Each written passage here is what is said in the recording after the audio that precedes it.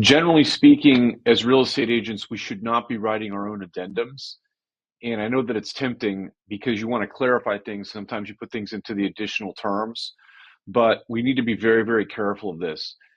The good news is that within both styles of forms, with NABOR, FAR and FAR, actually, there are a lot of different addendums for nearly every single scenario that you can think of, from post-occupancy closing to mold addendums, repair addendums, and also seller concession addendums with related to payment of buyer broker agreement. Uh, we had a few situations over the past couple of weeks where real estate agents were adding ambiguity and putting their commissions in danger by creating their own addendums. So much so that I felt compelled to put out this video, and I created this this little meme right here. Uh, Use the forums. Here he goes, Luke Skywalker, and there's Yoda.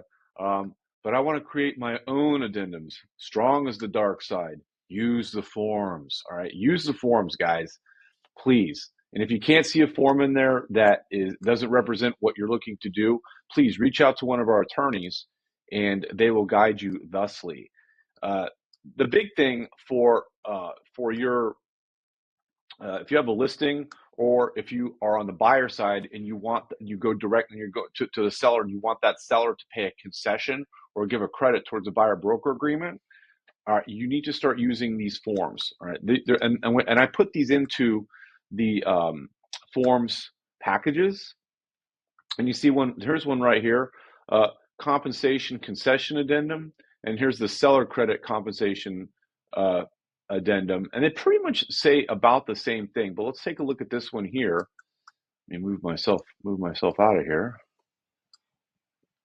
And so it's right here. All right, you don't need to create your own addendum with regards to seller concessions, or if you want to have the seller pay the buyer broker directly, there's two options on here in this particular form, and they're pretty. I mean, they're pretty. It's pretty self-explanatory. This one right here actually combines a contingency. So if you have a seller that's saying, "Hey, you know, the commission's negotiable, but we're not offering anything," go ahead and use this one. Just say, "Here, option 2, put in your buyer broker amount, the one that you want, and then put the contract is contingent upon the seller or the buyer or the sellers entering into this a separate compensation agreement to pay you."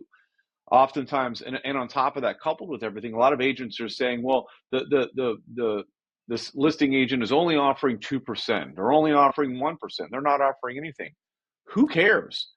Use this form. Make the contract subject to that seller paying your buyer broker agreement. Remember, it's negotiable now. It's a buyer's market. Might as well make it a buyer broker's market. So this right here is for the FAR, and there's also in FAR rather, but they're also in NABOR, and we've put these in here. Here's addendum sales contract concessions right here. Remember, in the NABOR contract, this addendum, they separate it out. It's a little bit clearer. There's not as much verbiage, but it says pretty much the same thing. Credit in the amount of X towards the purchase price, towards closing costs and prepaids. And here it is right down here that they give you're asking for a credit towards the buyer's buyer broker compensation. So use the forms. Familiarize yourself with these forms, these concessions, and these credits, and act accordingly.